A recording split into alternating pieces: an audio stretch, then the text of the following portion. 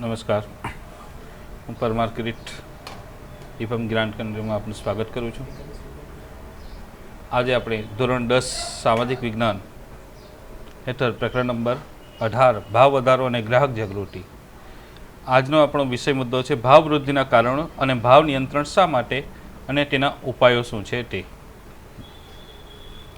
અત્યાર સુધી પાર્ટ 1ની અંદર આપણે ભાવ વૃદ્ધિના 5 કારણોની સમજૂતી મેળવી કે ભાવો શા માટે વધે છે. હવે છઠ્ઠું કારણ જોઈશું. ભાવ વધારોનું છઠ્ઠું કારણ છે કે સરકાર દ્વારા ભાવમાં વધારો. ઘણીવાર સરકાર વખતો વખત વહીવટી આદેશો બહાર પાડીને સરકાર પેટ્રોલિયમ પેદાશો, રાસાયણિક ખાતર કે કૃષિના પાકોના ટેકાના ભાવો વધારે છે. તો ઘણીવાર સરકાર ખાત પુરવણી કરવા નાણાંનો પુરવઠો વધારે છે, તો એના કારણે ભાવો વધે છે. આમ સરકાર દ્વારા જ ભાવ વધારાને જન્મ આપે છે. યાદ રાખો છે, આવશ્યક વસ્તુના ભાવ સરકાર દ્વારા નક્કી કરવામાં આવે છે. અને પેટ્રોલિયમ એક એવી વસ્તુ છે કે પેટ્રોલ કે ડીઝલના ભાવ વધશે તો પ્રત્યેક વસ્તુના ભાવ વધી જશે. એટલે પેટ્રોલના ભાવ સરકાર દ્વારા નિર્ધારિત થાય છે, તો પેટ્રોલનો ભાવ વધારો એ સમગ્ર અર્થતંત્રના દરેક એકમોની અંદર ભાવ વૃદ્ધિનું કારણ બનશે.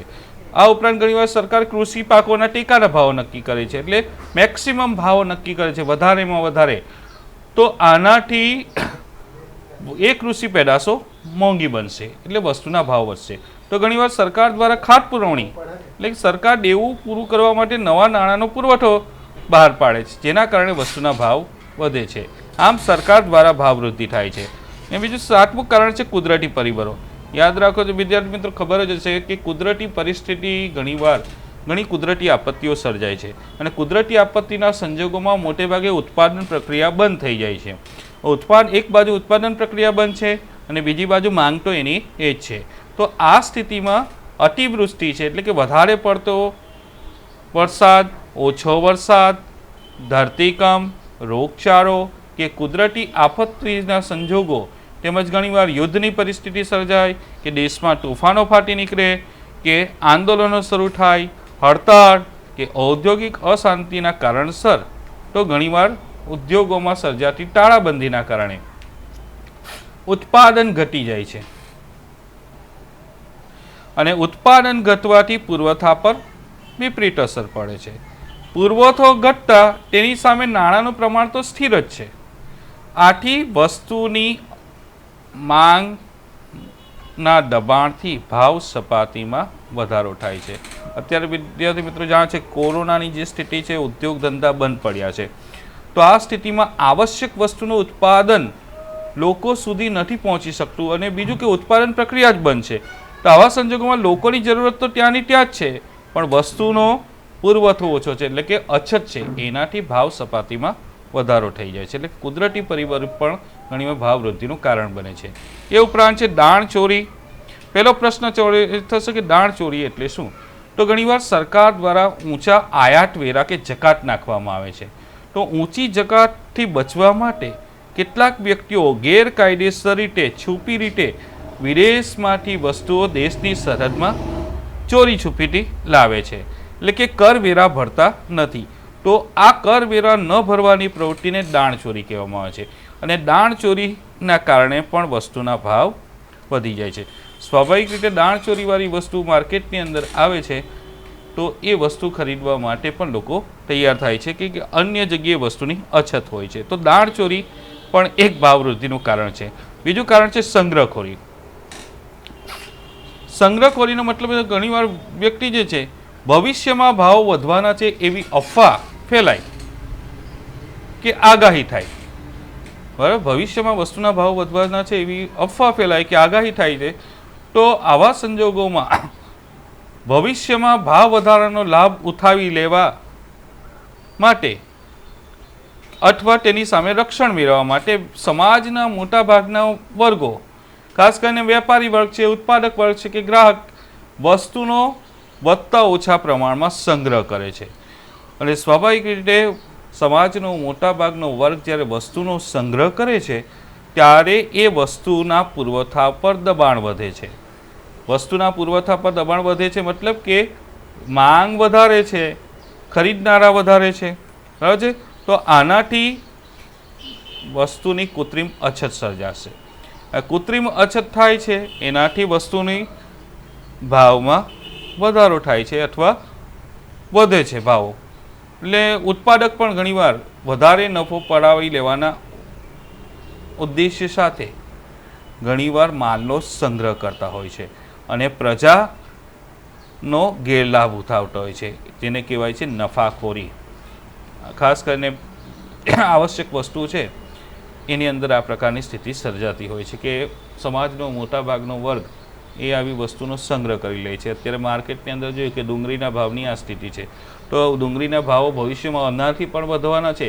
તો મોટે ભાગે વેપારીઓ છે કે હોટલ માલિકો છે મોટા પ્રમાણની અંદર સ્ટોક કરી લેશે અને કેટલાક પૈસાદાર વ્યક્તિઓ મધ્યમ વર્ગ પણ આ બાબતનું સ્ટોક કરવાનું વલણ અપનાવશે. એનાથી માર્કેટમાં ડુંગળીનો અછત જે પહેલેથી વસ્તુ ઓછી છે અને કૃત્રિમ અછત ઊભી થાય છે એટલે વસ્તુના ભાવો વધી જશે. આમ સંગ્રહખોરી છે એ પણ ભાવવૃદ્ધિનું કારણ છે. સંગ્રહખોરી, કાળા બજાર અને નફાખોરી જેવી અનિષ્ટ પ્રવૃત્તિઓના કારણે વસ્તુઓના ભાવોની ચીજવસ્તુની માર્કેટમાં ચીજવસ્તુની અછત સર્જાય છે. અંતે તે ભાવ વધારા માટે એક જવાબદાર પરિબળ બને છે. તો આ ભાવ વૃદ્ધિના પ્રમુખ કારણો થયા. તો આ સંજોગોમાં ભાવ નિયંત્રણ શા માટે, એટલે કે ભાવો પર નિયંત્રણ, એટલે કે ભાવો પર અંકુશ શા માટે જરૂરી છે એ જોઈશું. તો સ્વાભાવિક રીતે વસ્તુના સતત ભાવ વધારાથી અર્થતંત્ર પર તથા સમાજના લોકોના જીવન ધોરણ પર વ્યાપક દૂરોગામી અને વિપરીત અસર પડે છે. જે અસરોથી બચવા ભાવ નિયંત્રણની આવશ્યકતા ઊભી થઈ છે. ભાવ વધારાથી થતી અસરોને આપણે ટૂંકમાં જોઈશું. પહેલી અસર છે કે ભાવો વધવાથી નફામાં વધારો થાય. નફામાં વધારો થવાથી લોકોની આવક વધશે. આવક વધવાથી ખરીદ શક્તિ વધશે અને ખરીદ શક્તિમાં વધારો થવાથી ચીજવસ્તુની માંગમાં વધારો થશે. ચીજવસ્તુની માંગ વધે છે એનાથી વસ્તુના ભાવમાં વધારો થશે અને એનાથી આ વિષ ચક્ર સતત ચાલ્યા જ કરશે. એમાં ગરીબો અને ખાસ કરીને મધ્યમ વર્ગને જીવવું દુષ્કર બની જાય છે. આ ભાવ વધારાનું પ્રમુખ કારણ છે. બીજું કારણ છે કે ભાવ વધારાથી બચત વૃત્તિ છે. ભાવ વધારાથી બચત વૃત્તિ અને મૂડી સર્જન ઘટે છે. કઈ રીતે? તો સ્વાભાવિક રીતે વ્યક્તિની આવકનો મોટાભાગનો હિસ્સો એ જે પહેલાં બચત કરતો તે હવે વસ્તુના ભાવ વધવાથી એ બચત ઓછી કરી શકશે. હવે સ્વાભાવિક રીતે બચત ઓછી છે એટલે મૂડી સર્જન પણ ઓછું થશે અને જરૂરી વસ્તુના ઉત્પાદન ઘટે છે. નવા ઉદ્યોગ ધંધા અને રોજગાર અટકી જાય છે, કારણ કે મૂડી સર્જન ન થાય તો ઉદ્યોગ ધંધાનું સર્જન થવાનું નથી. ઉદ્યોગ ધંધા નથી તો રોજગાર નથી અને આનાથી વ્યક્તિનું જીવન મુસીબતમાં મુકાય છે. આ ઉપરાંત વસ્તુના ભાવ વધવાથી ત્રીજું કારણ છે કે વિદેશી મૂડીરોકાણ ઘટે છે. આ અસર થઈ. વિદેશી મૂડીરોકાણ ઘટશે. આયાતી વસ્તુઓમાં વધારો થતાં હુંડિયામણ ખર્ચાય છે. તેથી નવી એક સમસ્યા ઉદ્ભવે છે. એક બાજુ વસ્તુના ભાવ વધશે એટલે વિદેશનું મૂડીરોકાણ દેશમાં ઘટી જશે. બીજું કે આપણે વસ્તુના ભાવ દેશમાં વધ્યા છે એટલે આપણે આયાતી વસ્તુ મંગાવશું. આયાતી વસ્તુ મતલબ આપણે અન્ય દેશો પાસેથી વસ્તુ મંગાવશું. તો અન્ય દેશો પાસેથી આપણે વિદેશી વસ્તુ મંગાવશું તો આપણા દેશમાં જે વિદેશી ચલણ છે એ આપણા દેશનું વિદેશી ચલણ છે એ ખર્ચાઈ જશે. એટલે આંતરરાષ્ટ્રીય વેપાર કરવાની અંદર મુશ્કેલી સર્જાશે. એટલે આ એક નવી સમસ્યા છે કે ભાવ વધારાના કારણે વિદેશી મૂડીરોકાણ ઘટે છે. વિદેશી મૂડીરોકાણ તો ઘટે છે, બીજી બાજુ દેશની અંદર આયાતી વસ્તુની માંગમાં વધારો થાય છે એટલે દેશનું હુંડિયામણ ખર્ચાઈ જાય છે. ચોથું અસર છે આવશ્યક ચીજવસ્તુનું ઉત્પાદન ઘટે છે. આવશ્યક ચીજવસ્તુનું ઉત્પાદન ઘટે એટલે અછત સર્જાય. અછત સર્જાય છે એટલે પ્રજાનું જીવન ધોરણ કથરે છે અને ગરીબ વધુ ને વધુ ગરીબ બને છે. પાંચમી અસર છે દેશમાં ચીજવસ્તુના ઉત્પાદન ખર્ચ વધતા એ વસ્તુ મોંઘી બને છે. સ્વાભાવિક રીતે ઉત્પાદન ખર્ચ વધવું એટલે વસ્તુ મોંઘી બને છે.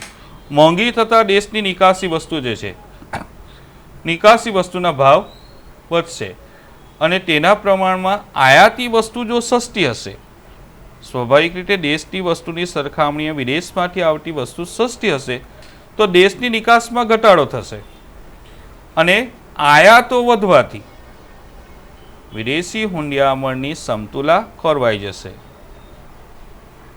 આમ આયાત નિકાસ પર અસંતુલન સર્જાય છે. છઠ્ઠી અસર છે કે ભાવ વધારાથી ગરીબ અને મધ્યમ વર્ગનું જીવન ધોરણ કથરે છે.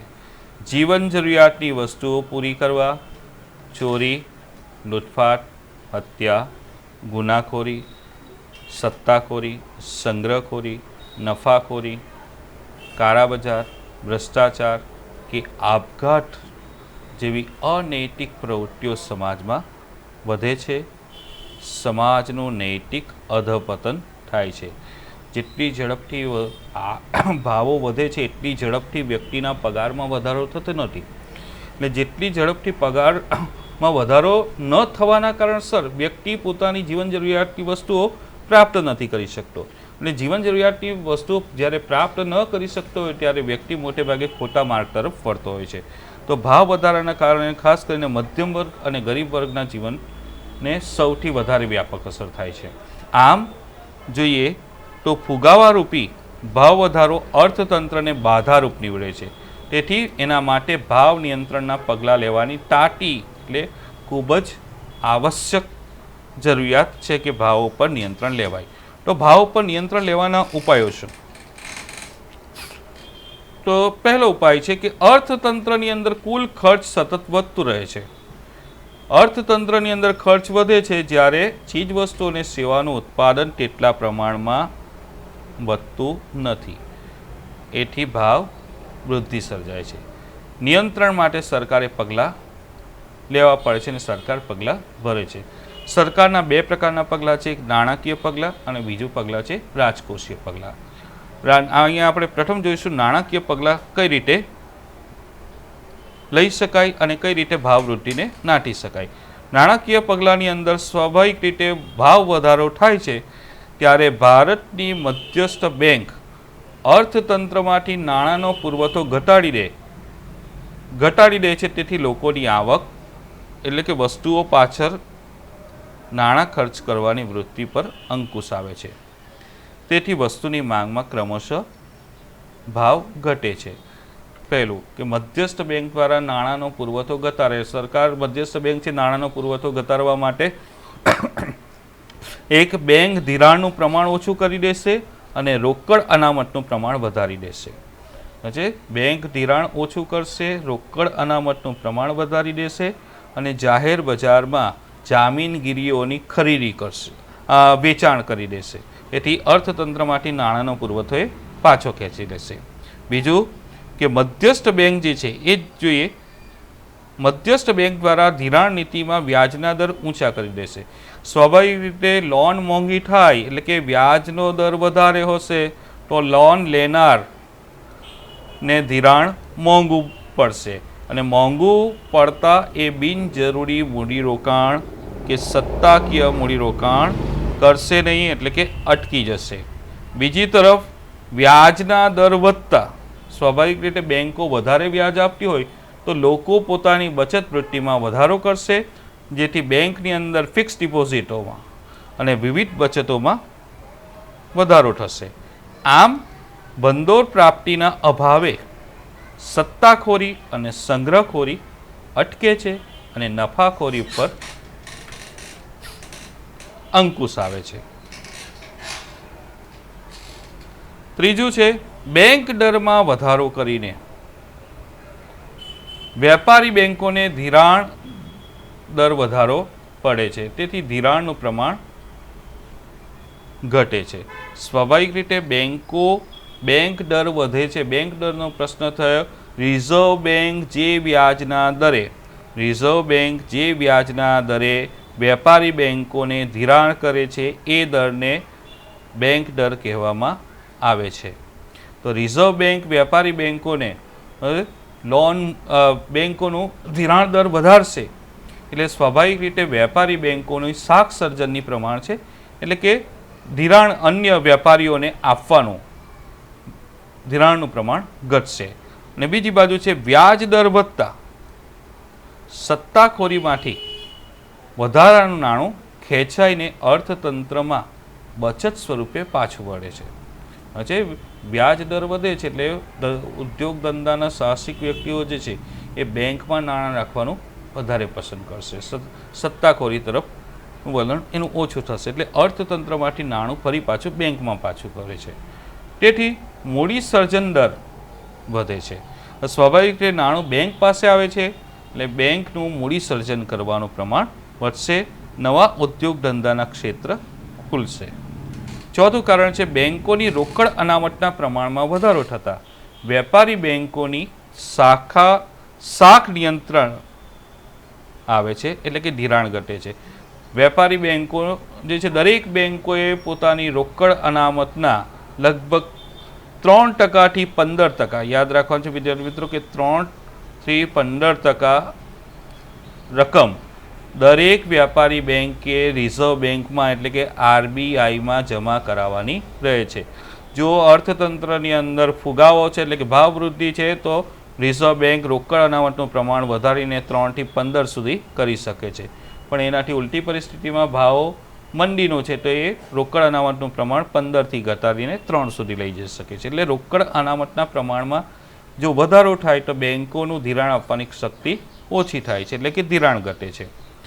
ચોથી રીતે પાંચમો મુદ્દો છે ખુલ્લા બજારમાં સરકારી જામીનગીરીઓનું વેચાણ કરે. રિઝર્વ બેંક પોતાની પાસે જે સરકારી જામીનગીરી છે એનું વેચાણ કરશે એટલે સ્વાભાવિક રીતે લોકોનો પૈસો જે છે લોકોનો પૈસો જે છે એ બેંક પાસે આવશે અને લોકો પાસે રોકડ અનામતમાં ઘટાડો થશે. આમ લોકોના હાથમાં નાણાંનો પુરવઠો ઘટતા વપરાશી ખર્ચ ઘટશે અને વપરાશી ખર્ચ ઘટતા એ વસ્તુના ભાવોમાં અંકુશ રહેશે. બીજું પગલું છે રાજકોષીય પગલાં. રાજકોષીય પગલાં એટલે શું? તો સરકારની આવક, જાવક અને ઋણ એટલે કે દેવું. અહીંયા બે જ અહીંયા વ્યાખ્યામાં માત્ર બે વસ્તુનો ઉલ્લેખ થયો છે, પણ ખરેખર રાજકોષીય પગલાંની મતલબ થાય કે સરકારની આવક, જાવક અને ખર્ચ અંગેની આવક, જાવક અને ઋણ અંગેની નીતિ છે એને રાજકોષીય નીતિ કહેવામાં આવે છે. રાજકોષીય નીતિ એટલે સરકારની જાહેર આવક, ખર્ચ અંગેની નીતિ, કરવેરા વિષયક અને જાહેર ઋણની નીતિ. સરકાર પોતાના ખર્ચમાં શક્ય હોય ત્યાં સુધી ઘટાડો કરશે અને દેશના કુલ ખર્ચમાં ઘટાડો કરીને નાણાંનો પુરવઠો કરશે. સરકારનો ખર્ચ એ લોકોની આવક થઈ તો ફુગાવાને નિયંત્રણમાં લેવા માટે સરકાર પોતાનો ખર્ચ ઓછો કરશે. એ યોજનાઓ પાછળ મોટા પ્રમાણમાં ખર્ચ થતો એ તાત્કાલિક કે ફાયદાકારક ન જણાય તો તેવી યોજનાઓને મુલતવી રાખશે. મુલતવી એટલે થોડા સમય માટે બંધ કરી દેશે.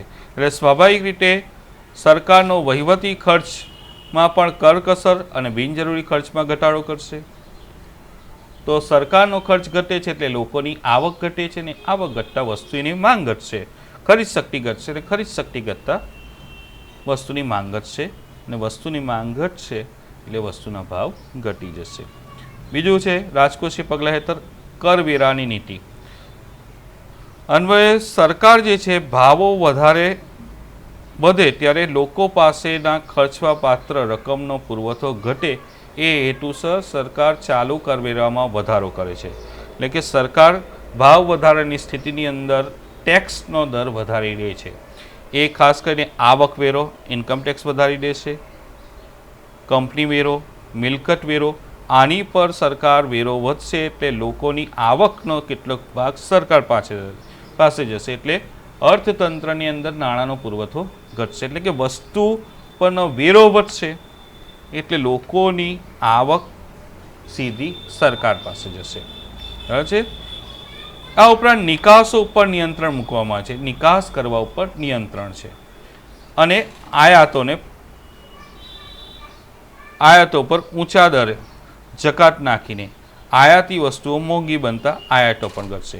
નિકાસ પર નિયંત્રણ મૂકવામાં આવશે, વિદેશમાં જતી વસ્તુ પર નિયંત્રણ ઓછી કરવામાં આવશે. ત્યારે આપણે જે અન્ય દેશો પાસેથી વસ્તુ ખરીદીએ છીએ એની પર ઊંચા દરે જકાત નાખીએ એટલે સ્વાભાવિક રીતે વિદેશમાંથી આવતી વસ્તુ ભારતમાં મોંઘી પડશે. એટલે આપણે આયાતી વસ્તુઓ ઓછી કરશું, આયાતી વસ્તુની ખરીદી ઓછી કરી નાખશું. આયાતી વસ્તુની ખરીદી ઓછી કરશું એટલે આયાતો ઘટશે. ત્રીજો પોઈન્ટ છે જાહેર ઋણની નીતિ. જાહેર ઋણ એટલે સરકાર ઘણીવાર આમ જનતા પાસેથી લોન લેતી હોય છે. જાહેર ઋણની નીતિની અંદર જોઈએ કે સરકારે લોનો બહાર પાડીને ફરજિયાત બચત યોજના જેવી સ્કીમો લાવીને સમાજમાંથી થતા કુલ ખર્ચને મર્યાદિત કરવા પ્રયાસ કરે છે. બચતોને પ્રોત્સાહન આપવા આવા વિવિધ પ્રકારની પ્રોત્સાહકીય પગલાં ભરે છે. જાહેર કરજોનું પ્રમાણ ઘટાડે છે. સરકાર સબસિડી રૂપી સહાયની અંદર ઘટાડો કરે છે. પ્રત્યક્ષ કરવેરાનું પ્રમાણ અને વ્યાપ વધારે છે. શ્રીમંત વર્ગની જે વપરાશી વસ્તુઓ છે કે જે મોજ શોખની વસ્તુઓ છે એની પર ઊંચો કર નાખે છે, જેથી વસ્તુનું ઉત્પાદન ઘટે છે. અને ઉત્પાદન વપરાશી મોજ શોખની વસ્તુનું ઉત્પાદન ઘટશે, એની સાથે જ આવશ્યક વસ્તુના ઉત્પાદનમાં વધારો થશે. આમ આ પગલાઓ થકી હાથમાં આવકનું પ્રમાણ ઘટશે. આવકનું પ્રમાણ ઘટતા વસ્તુની માંગ ઘટશે અને અંતે ભાવ ઘટાડામાં પરિણમશે.